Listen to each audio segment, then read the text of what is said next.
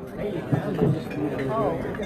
Yeah, let's see, they, we're down to have two. Those in the corners were never. Welcome to the Manhattan Rotary Club.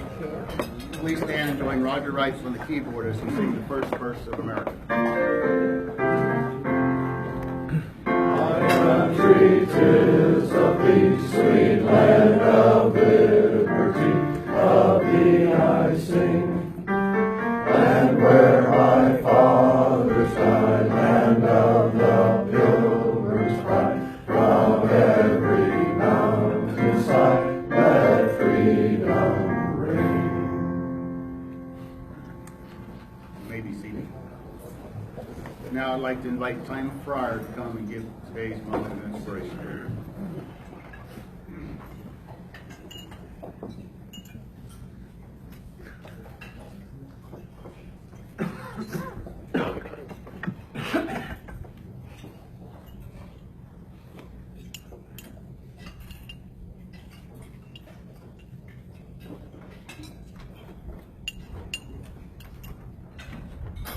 President Vern, the presidents and President-elect Vern, fellow Rotarians, please allow me to do some personal reflection and also share some highlights of Kansas Honors life.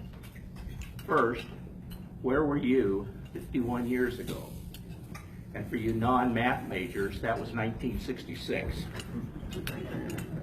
I was in Thailand, and on June 23rd, 1966, I flew my first combat mission over North Vietnam in an F-4C Phantom.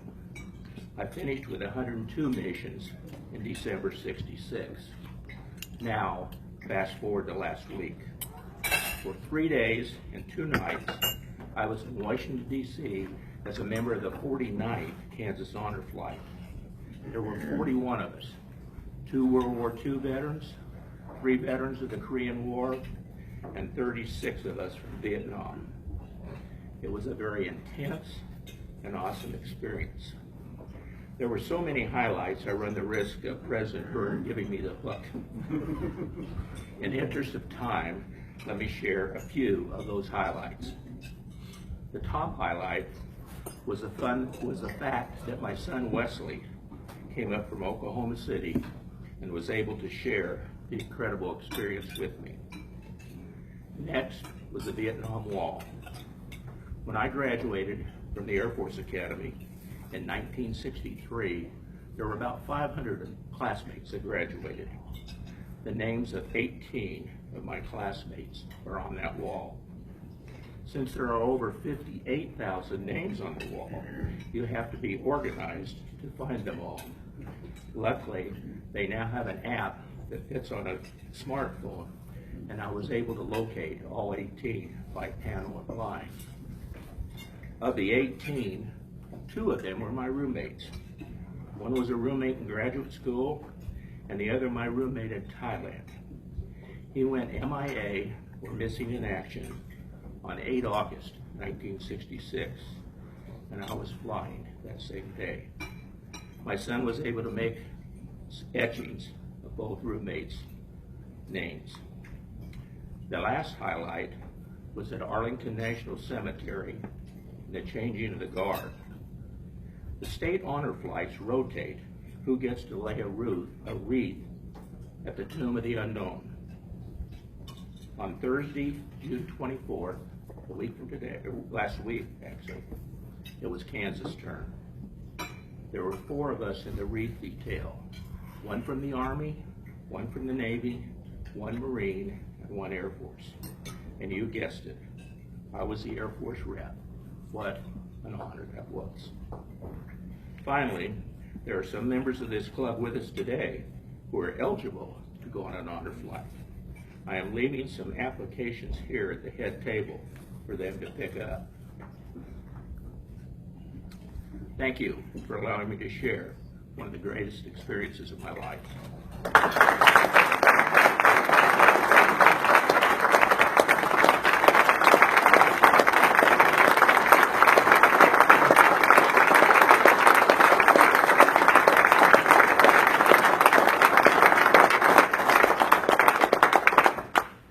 Tom, thank you for your service and all of that.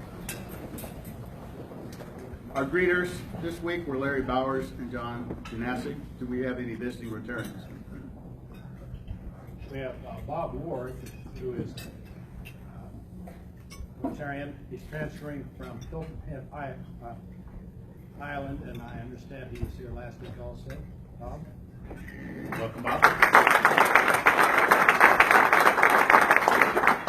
Amy Gavin, who's visiting from the Morning Rotary.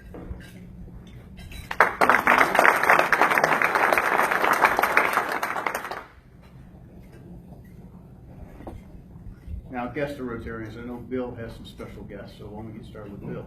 Yes, thank you very much, President Vernon.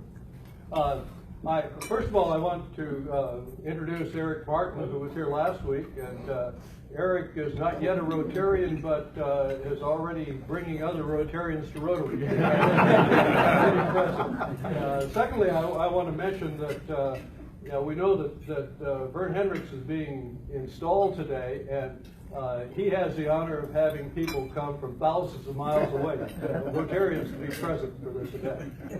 So I'd like to introduce our two visitors. These are both members of the Young African Leaders Initiative program. They are what are called Mandela Fellows. You may remember last year we had some fellows visit here at our club. And first, Goza Abdul Karim is from Niger. And he is the president of his club back in Niger and has exchanged a banner with our club already. So we have to display that banner in the future on our table. Secondly, I want to introduce Cleopatra Matanire. Cleopatra is from Zimbabwe and has a few words to share with us concerning the program.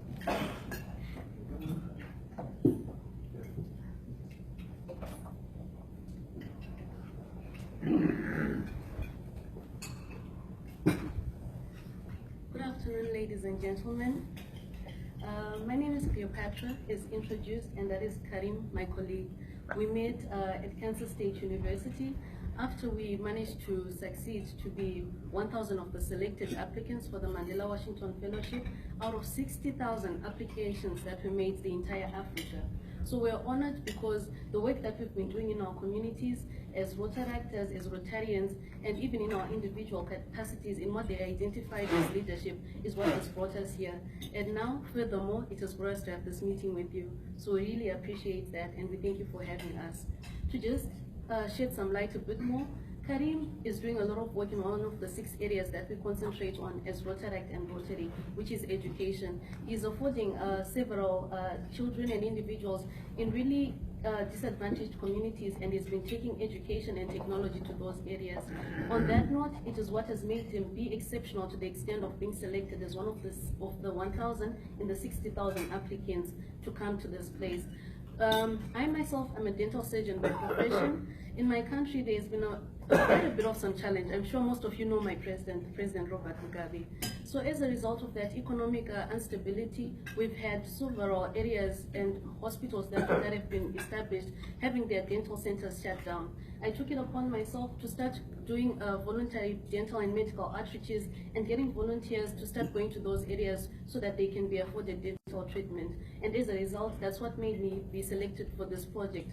The whole purpose of us coming to Kansas State University is for us in these 6 weeks that we're residing in this place to get as much experience, as much network, and as much as we can learn from different organizations, networks, and even respectable people like all of you who are in this place, so that we can learn and take these initiatives and certain things that you're doing, so that when we go back home, we'll implement and improve whatever we've been doing in our communities.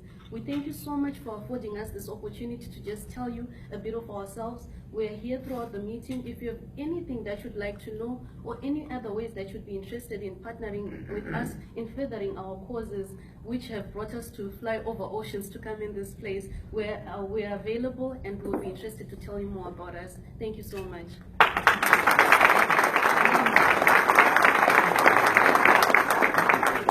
Thank you, Cleopatra.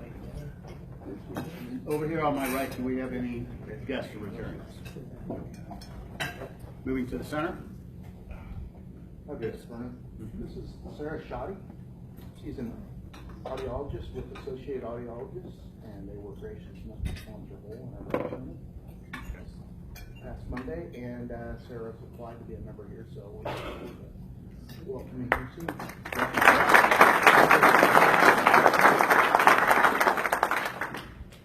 Anybody else here in the center? And to my right, any visitors or Rotarians? Welcome, everyone. Announcements.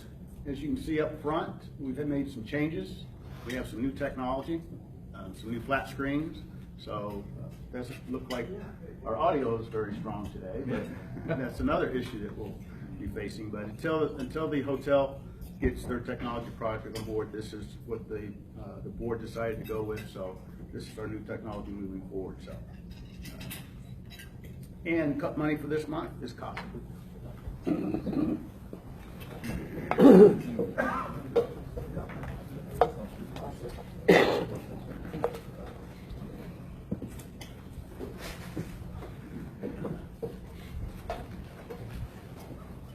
So at this time, the main event is here. So I'll ask Vern Henricks to join me at the podium. And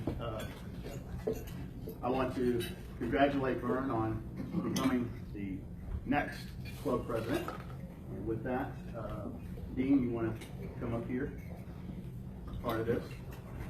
This is Dean Henricks. This is Vern's brother, so he's going to actually do the pinning. So I'll present the pin to you, Dean. So Thank you. Do the honors.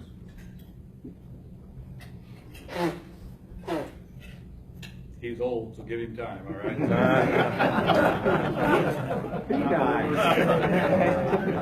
I'm sticking now.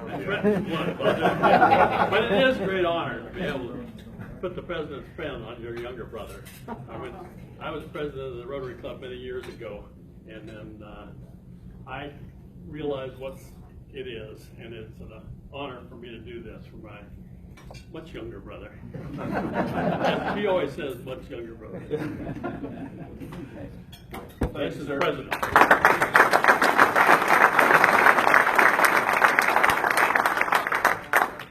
Well, as a part of all this stuff, there's obviously a few other things we have to take care of, and more than anything, I think we need to recognize Vernon for what he's done for us this last year as president, but not only that, Vernon is here every meeting ahead of time to make sure this technology is set up and laptops and stuff are squared away, and then when we have issues with speakers and stuff, he's always the guy that makes sure things happen. And so from my perspective, you know, the dedication, the service above self that Vernon has provided this club is secondary to none, and I'd like you to share with me a round of applause for Vernon's year.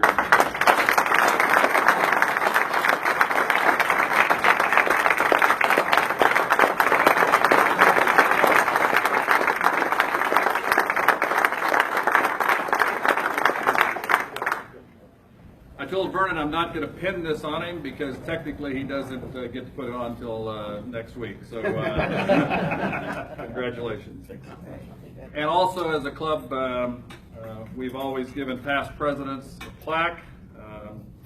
You know, this is the plaque we have this year. It says the Manhattan Rotary Club in recognition of dedicated service as club president, Vernon Turner, 2016-2017. So very appropriate.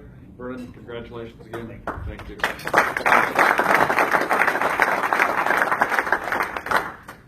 All right, so I think technically I got a little time here now that, you know, generally you guys have seen me introduce speakers before, and generally I pull out a sheet of paper that's full of introductions, but this is my brother, so it's a small sheet of paper because there's not much to talk about. So, you know, this is the gentleman that got me involved in Rotary. When I first moved to California, he had been out there as a veterinarian in Northern California, in Crescent City, and he's always been an influence in my life. I'm going to screw up here, I'm going to tell you that right now. So he's been an influence in my life and somebody I've looked up to greatly. As a young man, he used to bring me up here to watch K-State basketball games, and of course, after the game, I got left in the apartment so he could go down to Aggieville. But it was amazing, the dedication of veterinarians. I've never seen guys go out and then at midnight they come back. One guy's got the brownies, one guy's got the popcorn, one guy's got the drinks, and they start digging into their veterinary books and studying while I napped the rest of the day. But you know what, the influence that he's been, and it's hard to really share what he's done in California for the Rotary clubs that he's been there. He's been the Rotary Student Exchange director for incoming students and outgoing students for several years. He's not serving that role right now, and his presentation is going to be a lot about that. But you know, as I visited with him, as I lived in California for a while and visited with him, there were several students, exchange students, that came in from different countries. He's been to several countries with those exchange students. But not only what he's done there, but you know what he's done with Rotary. This gentleman certainly epitomized service above self. I mean, he will do anything and everything far beyond. A few years ago, I had the pleasure of going out to California. He was also selected to be the president of the California Veterinary Medical Association. And so obviously, if you're not in the veterinary world, the California Veterinary Medical Association is as large as the rest of the 49 states Veterinary Medical Association alone. So it is quite an honor.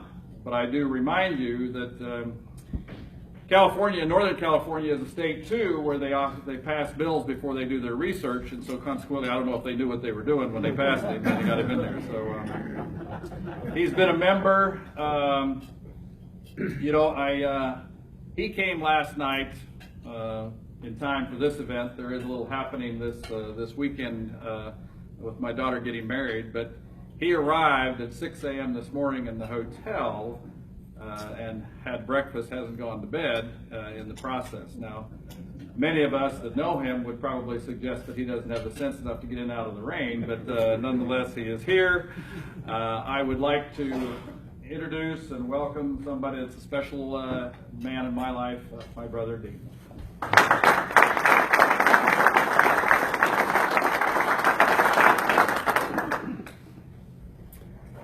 Thank you, President Vern.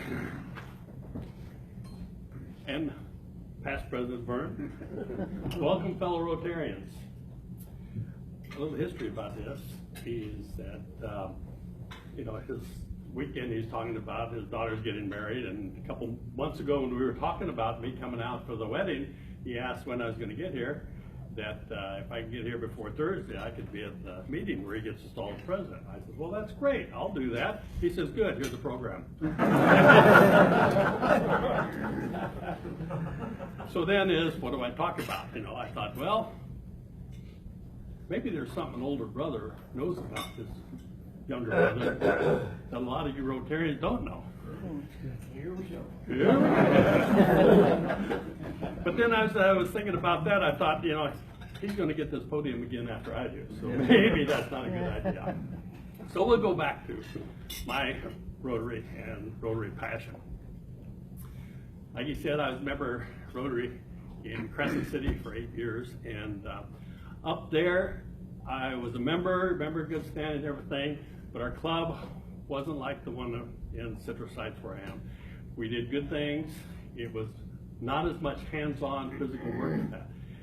We moved down to Citrus Heights, which is a suburb of Sacramento. And shortly after I was there, I think a couple of years into it, the past president approached me after one of the meetings and says, Dean, we've got a vacancy on the board. We need a international service director. Would you like to do it? At that time I says, what's it entail? Because I didn't know that much about that part. And he gave me some ideas and asked me to join him at the next Rotary board meeting. I could learn more about it, what they're doing and everything like this. And thinking about it in the meantime, I was thinking about what I could do and what's a little 30, 35 member club in Citrus Heights going to do internationally that's going to be that difficult. So I went to the board meeting.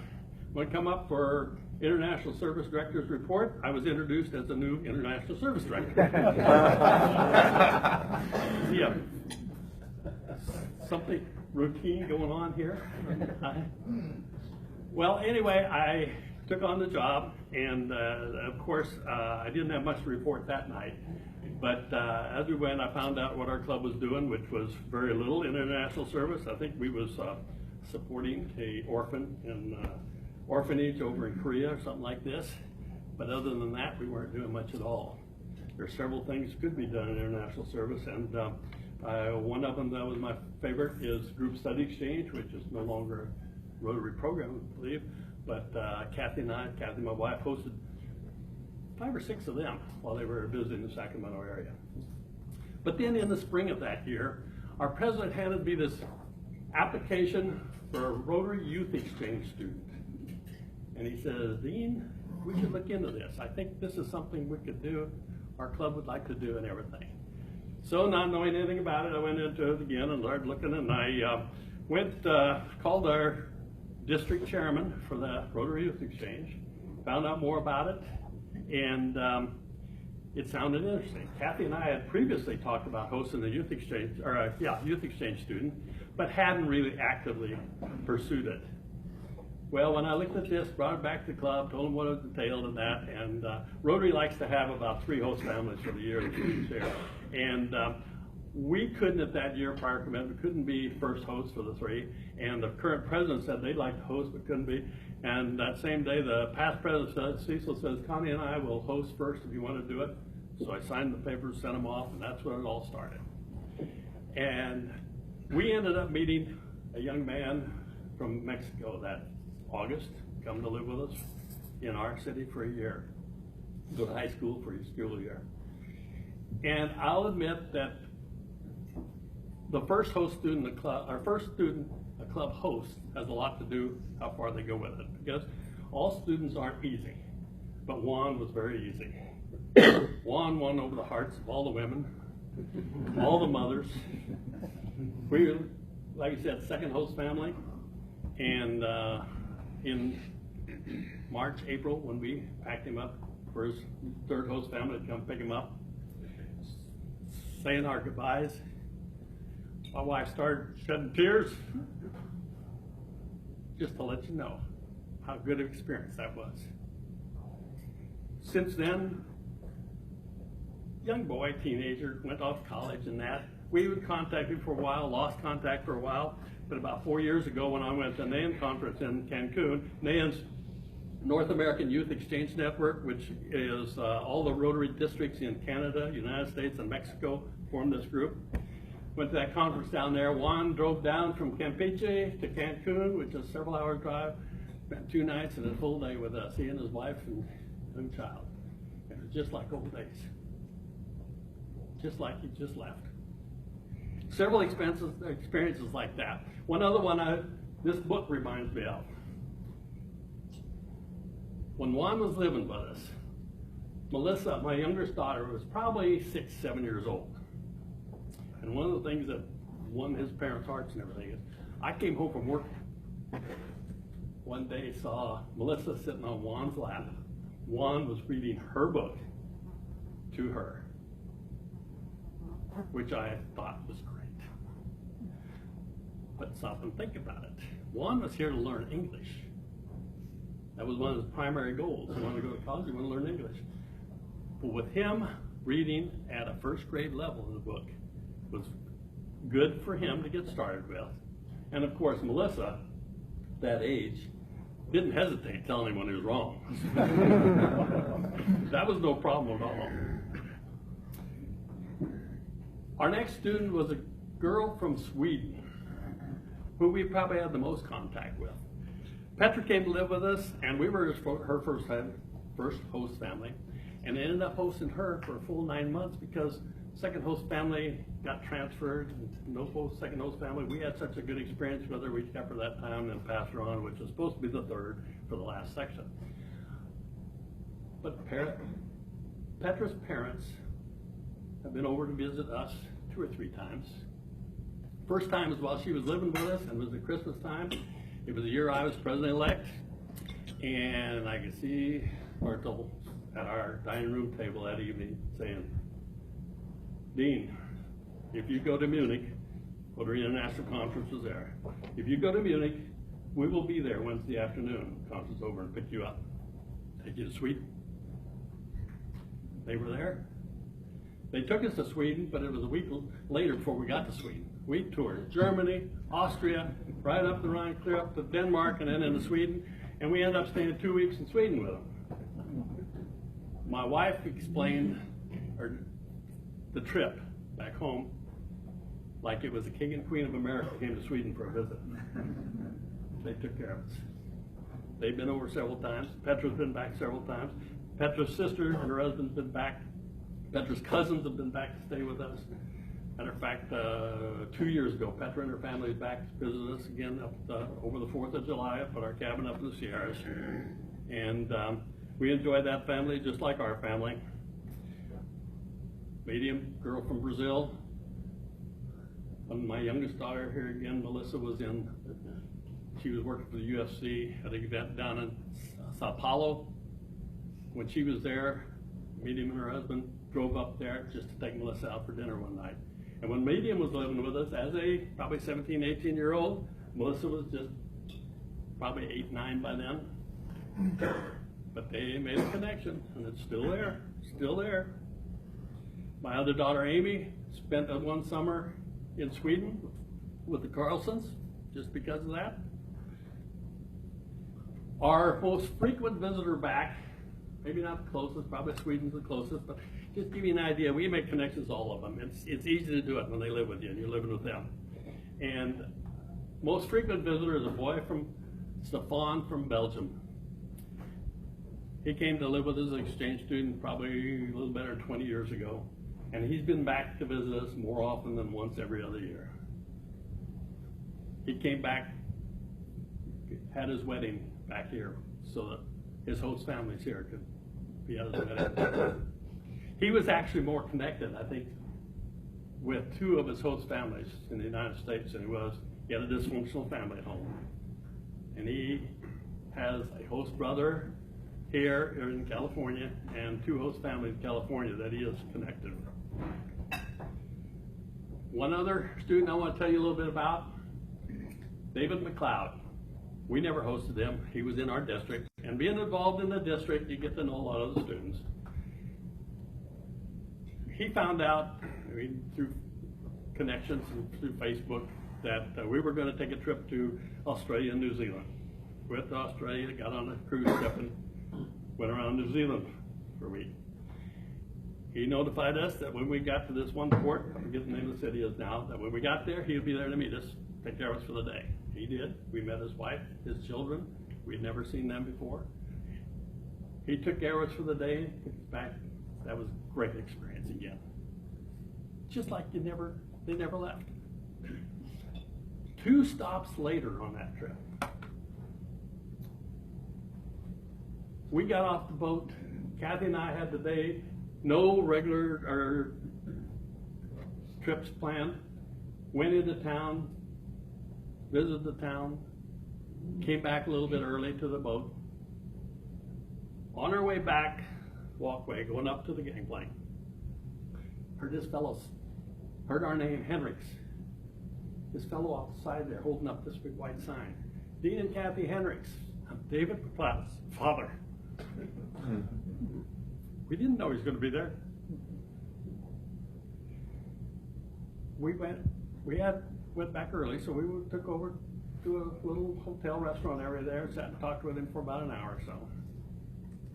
Went back up the gangplank, get on the boat, showed my credentials so they knew I was supposed to be on there. This gal looked at me, looked at her hand. Is this you? She'd written my name on her hand.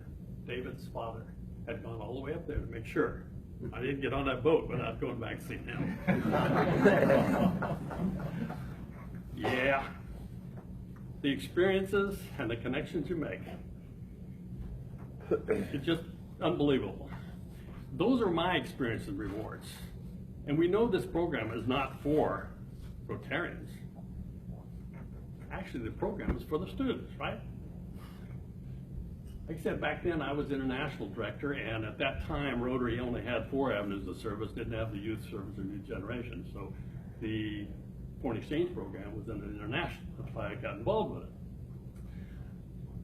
The program, like I said, is for the students. And if you want to hear, now you're on my side, working as a Rotarian with them. If you want to hear what it does for the students, yes, get a student that's been on exchange, come in and talk to you about it. They're all excited and everything. They'll tell you a lot about it. Matter of fact, when our students come back to California, our district, we have first weekend in August every year what we call a debriefing. We want them to come back and tell us about their experience. Their experience isn't all hunky-dory. They all have stress. They all have situations where they really have troubled times. But when they're done, tell us about their experiences in that. We often ask them, rate your experience or your year from 1 to 10. We get more 11s and 12s than we get anything under 10. They realized that these troubled times was actually a good experience. Experience for a lifetime. Now, if you really want to know what it does for the kid, bring in a parent of a student that has gone away about 2 or 3 years after they've been on their exchange. A parent will tell you what it really did for them.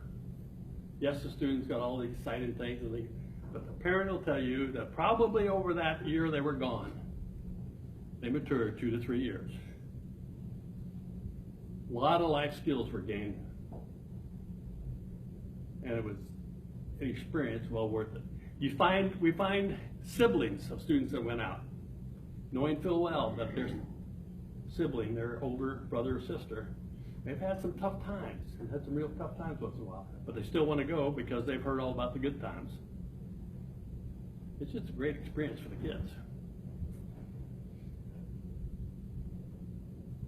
We also have a benefit to Rotary. We're doing this for the kids, yes, but for benefits for the people who work with them, like I was telling you earlier, my experiences and everything. But Rotary does this selflessly for world peace, one student at a time.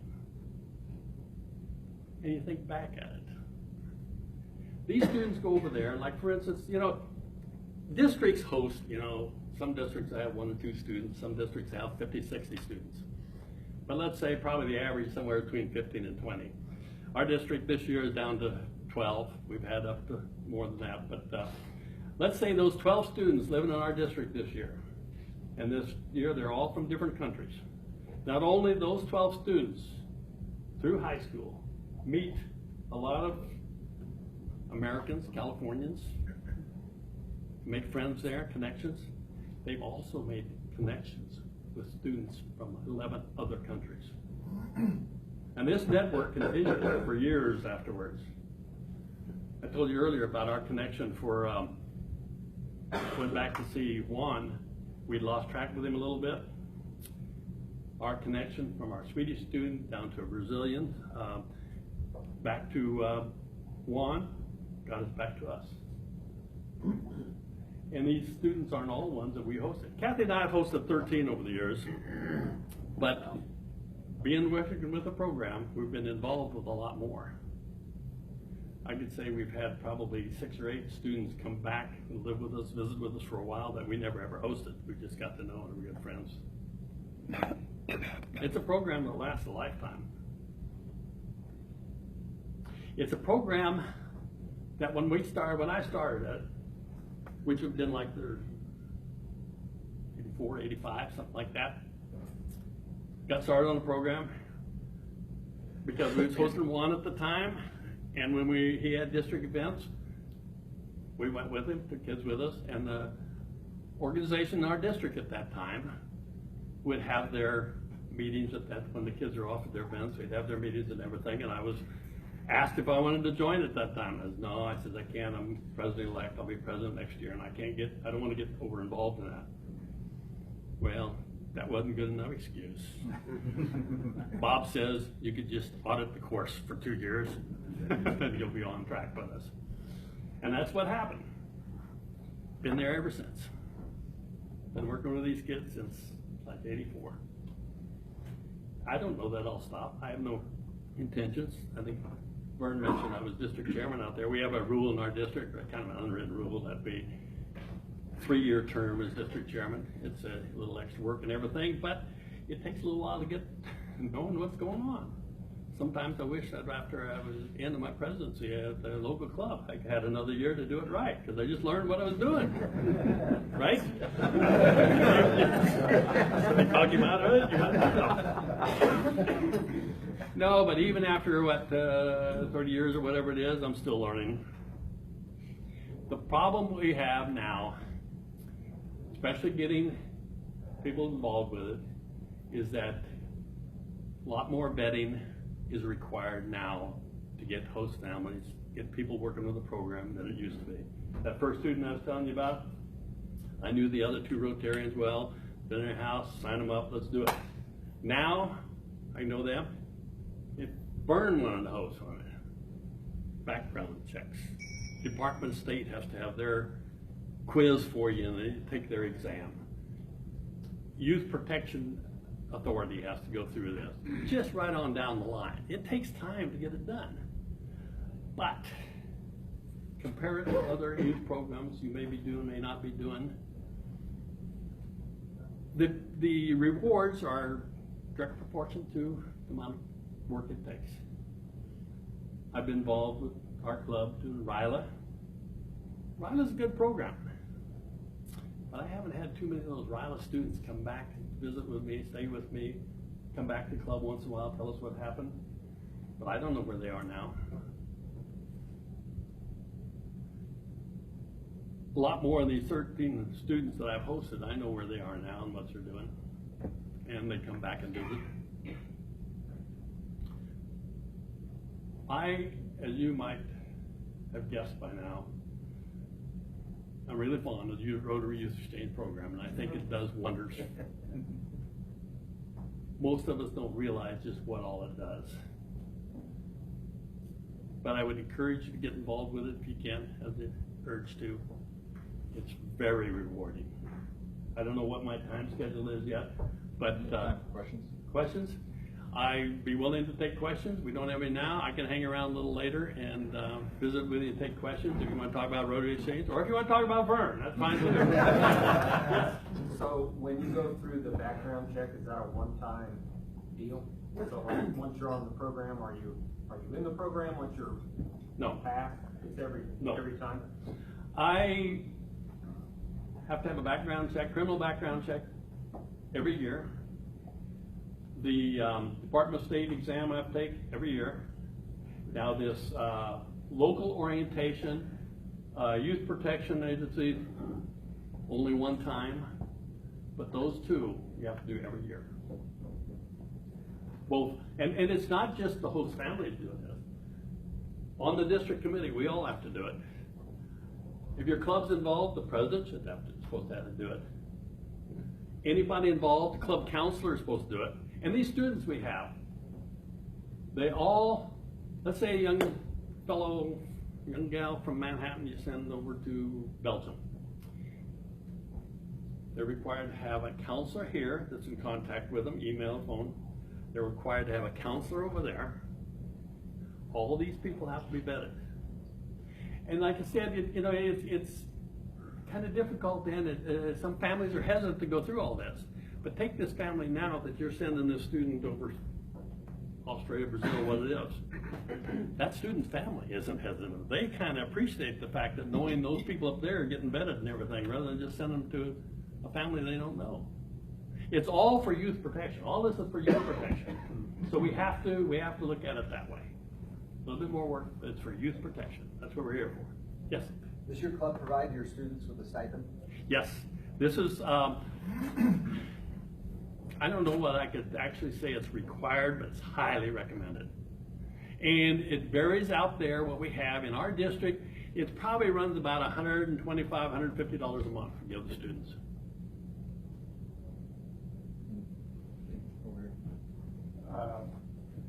Who does the vetting in the youth protection? Who's responsible?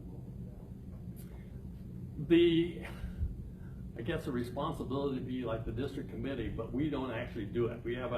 We use in our district, use IntelliCorp for the background checks.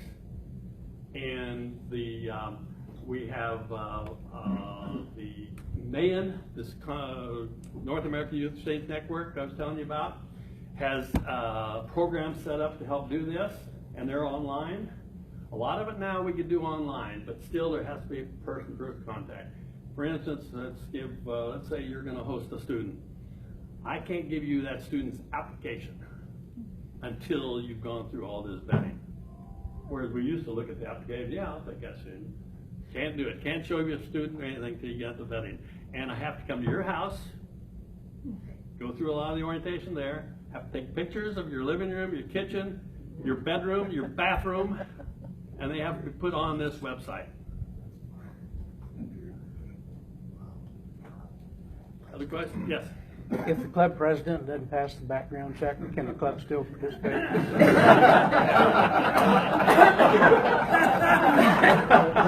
You've got a problem.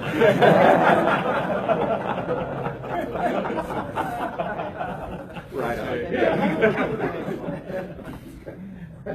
No, Vern's all right. I think he'd make it. He's just younger brother. I'd give him a bad time. 12 years younger than I am. I was, well, basically, I took off and went to college when he started first grade. I was out of college when he got out then. Any other questions? If not, I thank you for this opportunity. If there's any question, I think, give me a call.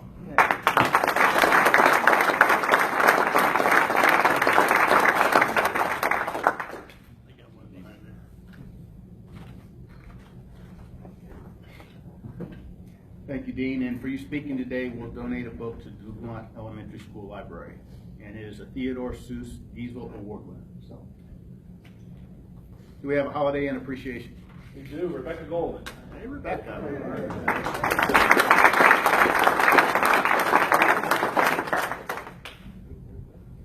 So this day in history, in 1891, the U.S. National Forest Service was organized.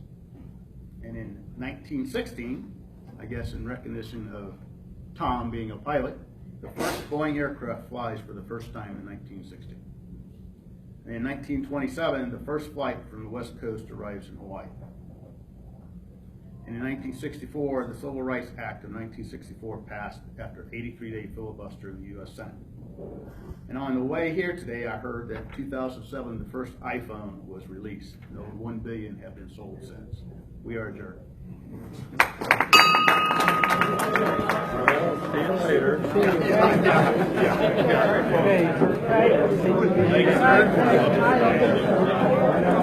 Hi, best of luck. Good to see you. Yep, you take care. I'll do it.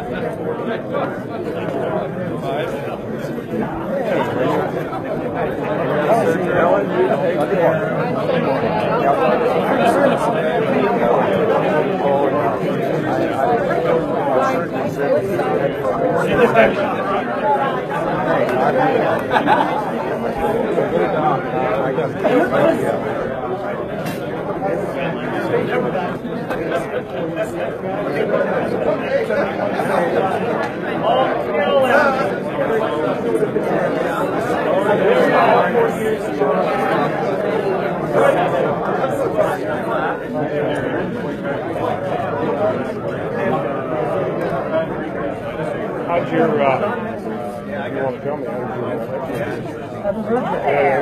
give me a report?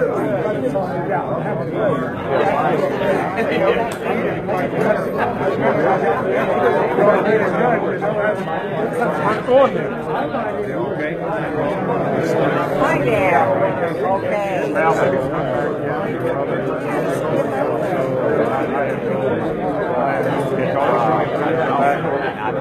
I called and nothing.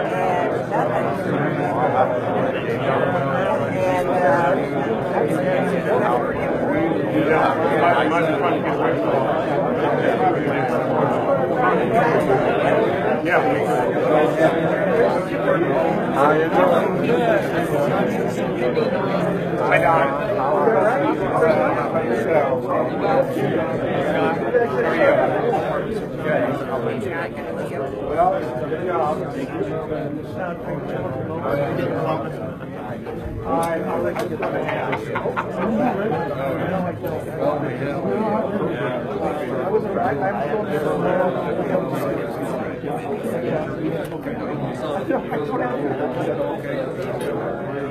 Appreciate your year.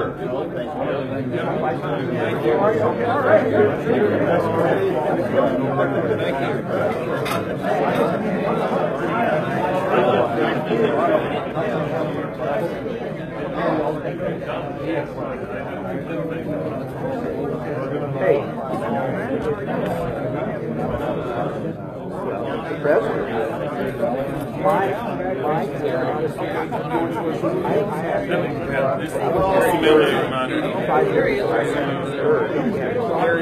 As a guardian.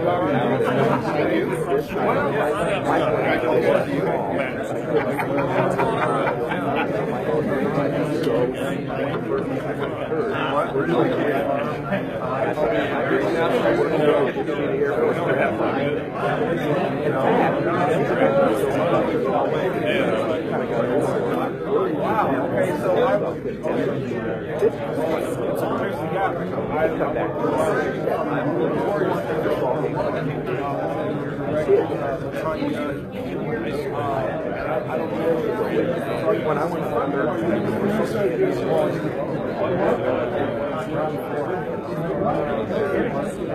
and they don't do it. This is the last 5 years because of the heat. They get really dry off. When did they start Vietnam? The last thing I know was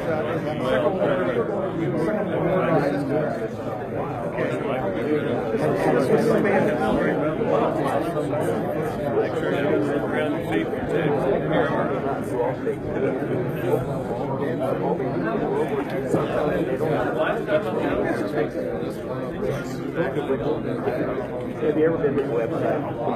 No, that may be the problem.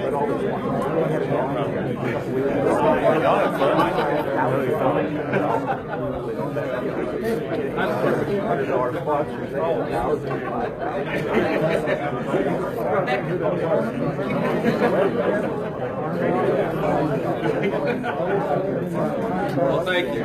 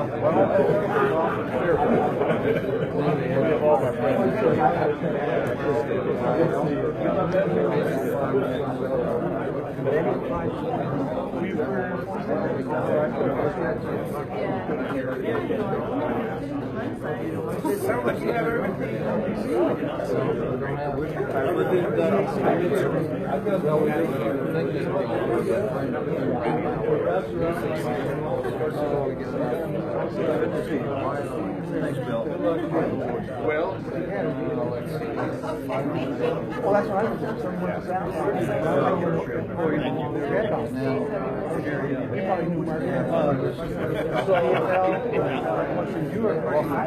Thanks, sir.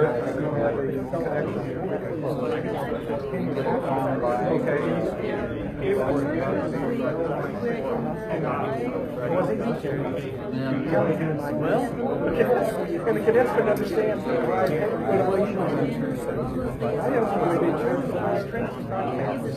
See what's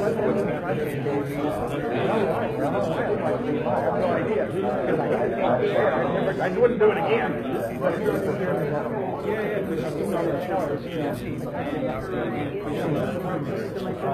Because I was just curious based off your Well, you know what? I think so. We need They found that harder.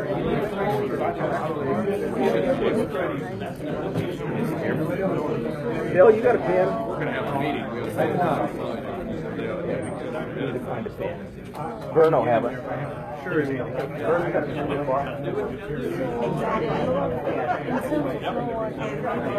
If it's a good one, he'll never get it back, right? I know it. Yeah. I talked to some of the fellows the other evening about Rotary Youth Fellowship. You're familiar with Youth Fellowship? Well done, well done. What I'm hoping to do is find the time